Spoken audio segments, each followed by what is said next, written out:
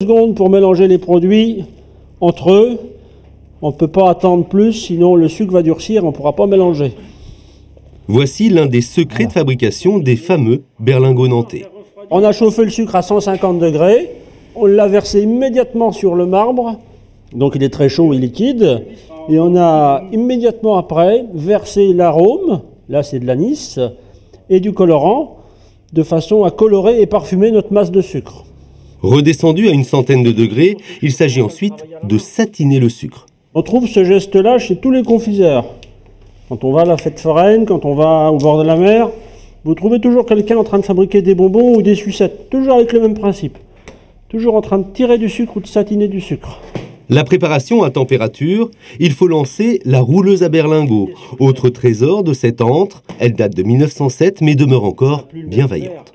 Le moteur démarre tellement vite que ça chasse la courroie. Alors pour éviter de faire tout bloquer, je force un peu sur la courroie avant d'appuyer.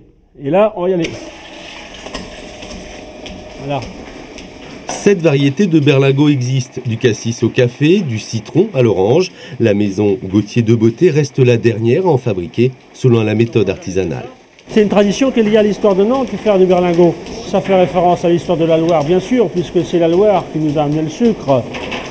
Ça remonterait au début du 19e, où la légende, et j'ai bien dit la légende, raconte qu'un Italien qui s'appellerait Berlingozzi aurait fait son tour de France et aurait appris à certains confiseurs à fabriquer des berlingots dans la forme et dans les couleurs que l'on connaît aujourd'hui. Ultime étape de fabrication, la séparation des bonbons. On va séparer les berlingots en les frappant les uns contre les autres. Et pour pouvoir le faire dans des conditions plus faciles, on met un peu de talc ou un peu de sucre glace comme ça dessus.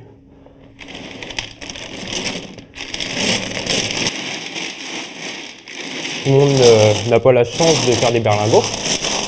Surtout dans une entreprise comme celle-ci, avec de l'histoire, des choses comme ça. C'est vrai que c'est intéressant, ça construit. Et l'histoire, justement, remonte au XVIIIe siècle. La boutique est d'époque, chaque meuble vestige des navires qui rapportaient des Antilles, sucre, café et cacao. Le berlingot est aujourd'hui intimement lié à l'histoire de la ville. On a notre belle-fille qui est moitié japonaise, moitié anglaise qui arrive là tout à l'heure, donc on va lui donner une boîte de berlingots. Ça fait partie de la culture de la ville, manger des berlingots nantais. Depuis 1986, une autre spécialité a vu le jour, évocation là encore au passé de la marine en Loire, le mascaron nantais, un chocolat à l'image des bas-reliefs qui ornaient les frontons de certaines demeures bourgeoises. On se retrouve sur l'île Feydeau, ce quartier des armateurs dont les maisons ici sont donc ornées des mascarons. Cette image un petit peu bien sûr de la richesse de Nantes se trouve dessinée à la clé des voûtes, des portes et des fenêtres. Le terme mascaron provient de la fameuse mascaroni qui nous revient d'Italie à partir du XVIe siècle en France.